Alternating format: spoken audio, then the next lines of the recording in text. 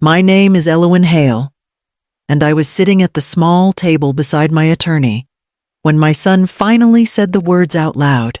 Marcus did not shout. He did not lose control. He leaned forward just enough for me to hear him over the quiet hum of the courtroom and said, almost cheerfully, "Today is the best day of my life. I'll take everything from you." The story you are about to hear is a work of fiction created by the Her Chains Channel team, based on real-life situations to convey lessons about family, emotions, and human values. All characters and events are illustrative.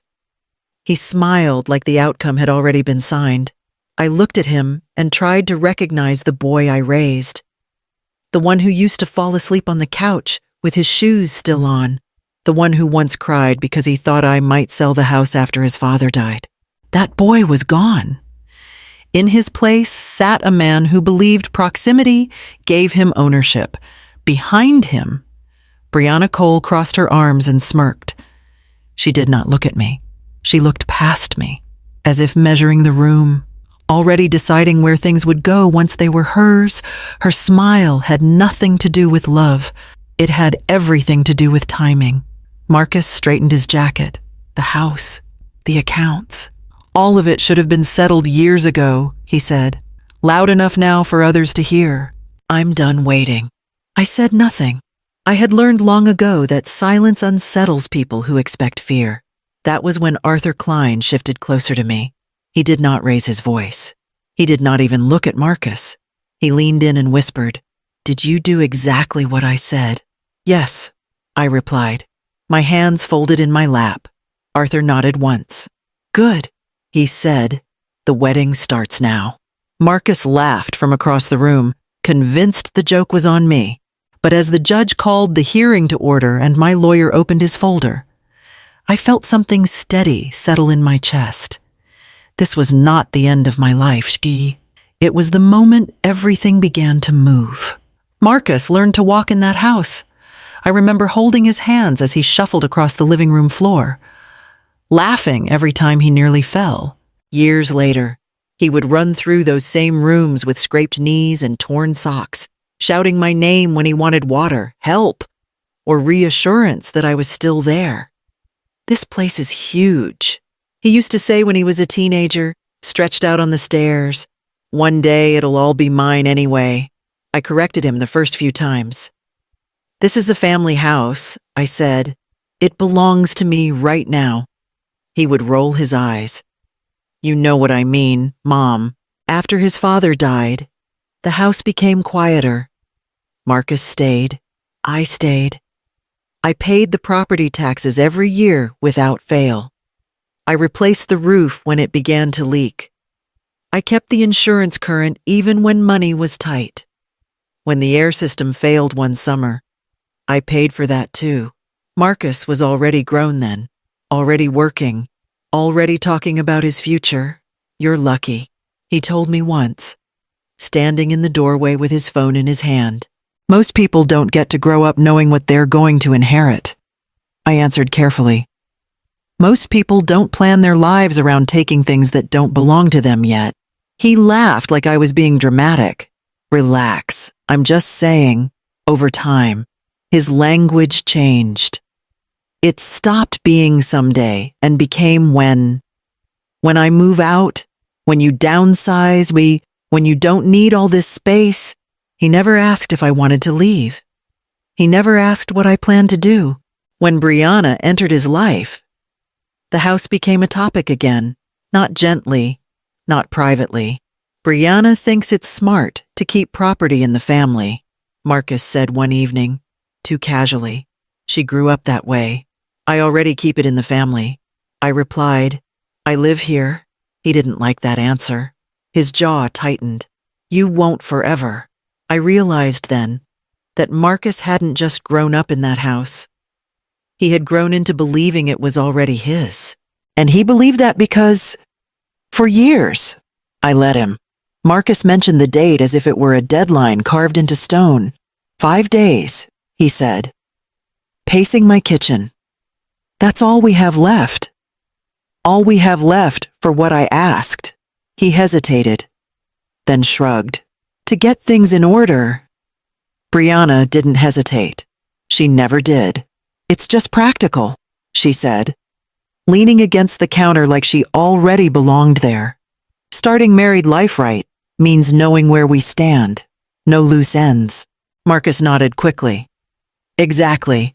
We don't want complications after... I studied their faces. They were talking about marriage, but neither of them looked excited. They looked anxious, calculating. What kind of complications, I asked. Brianna smiled, thin and rehearsed. Assets, ownership, security. Marcus cleared his throat. The house. Mom, it should be settled before the wedding. The word settled landed heavily between us. Settled how I said. He exhaled like I was being difficult on purpose. You know, paperwork, transferring things so everything's clean. Clean for who I asked, for us, Brianna said quickly. For our future. I felt something shift then. Not anger. Recognition. You're asking me to rush a decision I've never agreed to. I said, Marcus crossed his arms. You've always said this place would stay in the family. I said I live here, I replied. Those are not the same thing. Brianna's voice hardened. With all respect, Elowen, no one is asking you to leave tomorrow. No, I said. You're asking me to disappear quietly. Marcus slammed his hand on the counter. That's not fair. Neither is this pressure. I said, you're not planning a marriage, Joe. You're planning a transfer. Silence stretched. Then Marcus spoke, lower now. If this isn't settled before the wedding, things are going to get messy. I looked at my son and realized the wedding wasn't something he was counting down to. It was something he was racing against, and he was afraid of losing. I didn't hear it from Marcus. I heard it from someone who assumed I already knew. Your son said you were planning to downsize. The woman told me on the phone. She introduced herself as Lydia, Brianna's aunt, her voice polite and confident. He mentioned the house would be theirs after the wedding. We just wanted to be sure we understood the timeline. I closed my eyes slowly. I've never said that. There was a pause. Oh, she replied. Marcus made it sound settled. After I hung up, Marcus walked in as if nothing had happened. Who was that, he asked. Someone who thinks I'm packing my life into boxes. I said, someone who believes you already own this house. His expression tightened. I was simplifying. You were lying, I said.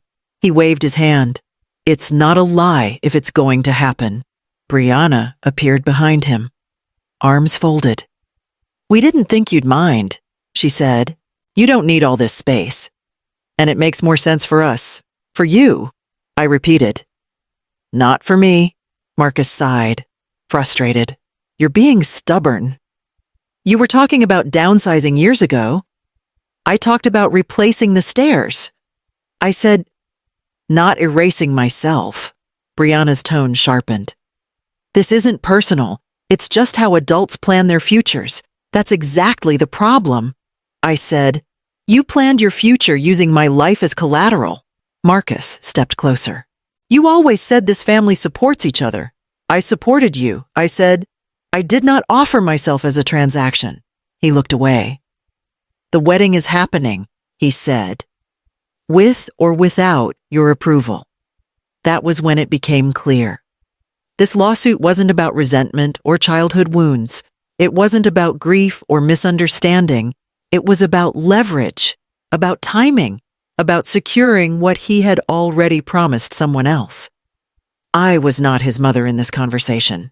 I was an obstacle, and he was determined to move me. I didn't confront Marcus again. There was no point. Instead, I went to the small metal filing cabinet in the hallway closet, the one he had never opened because he believed everything important lived online now. Inside were folders I had kept for decades.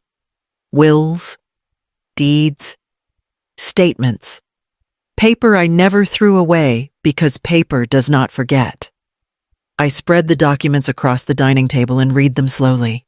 My grandmother's estate papers were there. Her handwriting still faintly visible on the cover letter. The house had been transferred to me alone. Long before Marcus was grown.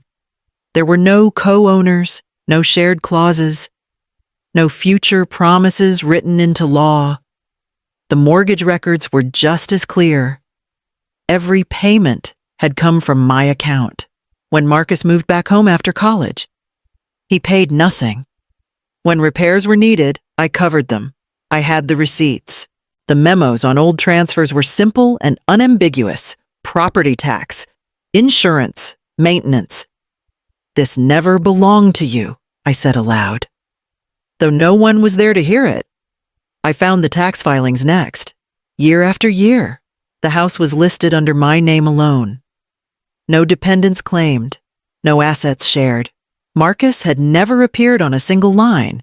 I realized then how careless he had been. He assumed silence meant ignorance. He assumed love meant leniency. He never once asked to see the originals. I picked up the phone and dialed Arthur Klein. His name had been written on a card tucked into the folder, given to me years earlier by a woman I once helped balance her books. When he answered, I said, "I need someone who understands property law." There was a brief pause. "Are the records intact?" he asked. "Yes." I said, "All of them." "Good," Arthur replied. "Then you still have control. We scheduled a meeting for that afternoon." I placed the folders back into order, slid them into a box, and sealed it. For the first time since Marcus filed the suit, I felt something steady return, not anger, leverage. Arthur Klein did not interrupt me while I spoke. He listened with his hands folded, his expression unreadable. When I finished, he opened one of the folders and skimmed the first page. "You kept the originals," he said. "Yes, that already puts you ahead," he replied. "Now we don't rush, we don't argue. We let your son talk." I frowned. "He's already talking." "Exactly," Arthur said. "And he believes no one is keeping score." He explained the plan carefully. Marcus would be allowed to present himself as the future owner. He would speak about marriage, stability, and what he believed was coming to him. Arthur would not stop him. He would wait. The more he explains his expectations, Arthur said, the clearer his assumptions become, and the wedding I asked. Arthur slid a thin stack of papers toward me. "These are notices, not accusations, notifications. To whom the venue? The caterer. Anyone who needs to know that the funds tied to this wedding are now part of a legal dispute." I looked at the pages. "You're freezing it. I'm protecting you," he said. "If money is promised based on ownership that's being contested, vendors pause. That's how liability works." I exhaled slowly. "Marcus will see that as an attack." Arthur met my eyes. "He already attacked you. This just happens on a calendar he didn't expect." I thought of Marcus pacing my kitchen, counting down days. Of Brianna speaking about security with a smile that never reached her eyes. "What do I say if he calls?" I asked. Arthur leaned back. "Nothing. Silence will make him louder. Loud people make mistakes." I nodded once. "And in court, you stay calm. You answer when asked. You do not interrupt him." I hesitated. "And when does it start?" Arthur's mouth curved slightly. "It already has." He closed the folder. The moment he filed before the wedding, he tied the ceremony to the case. He just doesn't know it yet. I left his office with the box of documents under my arm and a strange sense of ease in my chest. For the first time, Marcus was being allowed exactly what he wanted, the chance to prove himself wrong. Marcus took the stand like it was a presentation he had rehearsed. He spoke clearly, confidently, as if the outcome depended on volume instead of truth. "I've lived in that house most of my life," he said. "I've maintained it. I've planned my future around it." Arthur did not object. He didn't look at me either. He let Marcus keep going.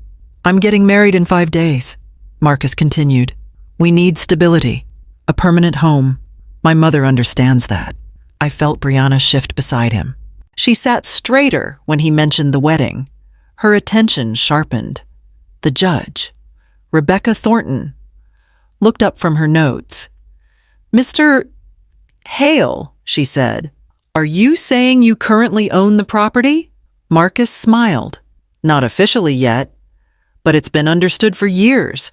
Understood by whom, the judge asked. Marcus hesitated. By my family. Judge Thornton tilted her head. That's not an answer to my question. Marcus cleared his throat. My mother always intended to pass it down. Arthur finally spoke.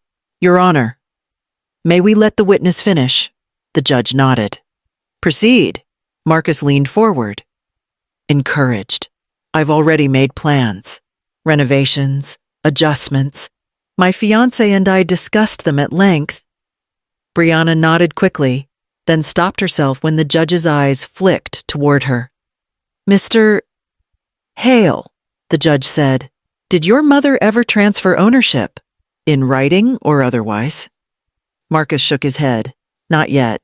And did you contribute financially to the property, the judge asked? I lived there, Marcus replied.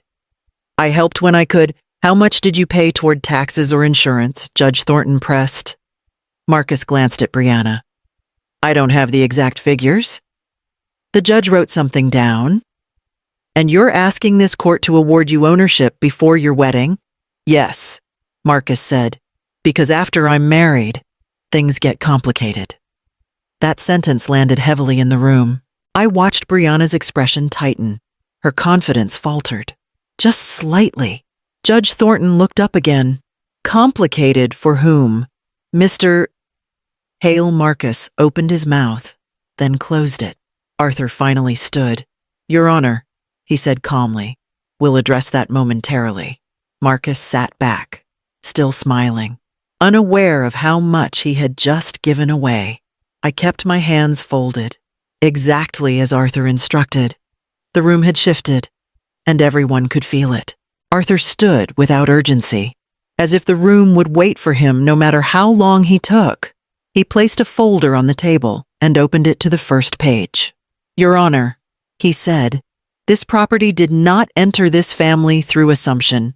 It entered through inheritance. Marcus shifted in his seat. That's not. Judge Thornton raised a hand. You'll have a chance to respond. Continue. Mr. Klein, Arthur slid a document forward. This is the original estate transfer from Elowen Hale's grandmother. Sole beneficiary. Recorded, notarized, and filed. No co-owners, no future interest assigned. He turned another page. These are property tax records spanning more than 3 decades. Paid in full by Elowen Hale. Every year. Marcus leaned forward. I lived there. Arthur nodded. You lived there. You did not pay for it. Brianna's smile tightened. She glanced at Marcus, then back at the judge. Arthur continued. Here are insurance payments, maintenance invoices, and mortgage records, all from one account, all in Elowen Hale's name. There has never been a transfer. There has never been shared ownership. Judge Thornton adjusted her glasses and studied the papers. The room was silent except for the soft movement of pages. Mr. Hale, the judge said, do you dispute these records? Marcus swallowed. No, but intent matters. Intent does not replace documentation, the judge replied. Especially not in property law. Brianna's arms fell to her sides. The smirk vanished completely. Arthur spoke again. Given the pending dispute and the proximity of the wedding, we request temporary protection of assets tied to this claim. Marcus turned sharply. Protection from what? From misrepresentation, Arthur said. And from premature distribution, Judge Thornton nodded. Granted. Any financial access or promises connected to the property are suspended until resolution. Brianna whispered. Marcus. But her voice had lost its edge. The judge looked directly at me. Mrs. Hale, this house is recognized as your separate property. It is not subject to transfer based on expectation. I felt my breath steady. Marcus stared at the table, his confidence draining with every word. Brianna did not look at me again. She looked at him. And for the first time since this began, The future they imagined stopped forming. The calls started before we even left the courthouse. Marcus's phone vibrated in his hand. He glanced at the screen and stepped aside. "I'll call you back," he said sharply. Then answered the next one. His voice dropped. Yes, we're aware. No, that's not necessary." Brianna watched him, her posture stiffening with every muted exchange. When the third call came, she didn't wait. "Who is it?" she demanded. Marcus covered the phone. "The venue." Brianna's eyes narrowed. "What about it?" "They're pausing," he said, "just temporarily." Pausing what she asked. "The contract." Her mouth tightened. Why Marcus hesitated? "Legal reasons." She took the phone from his hand and listened. Her expression changed as the voice on the other end spoke. When she hung up, she didn't look angry. She looked focused. "So the caterer," she asked. "They're doing the same thing," Marcus said. "And the florist." "And the deposit," Brianna pressed. "It's under review," he replied. "Everything is..." She stepped back as if seeing him clearly for the first time.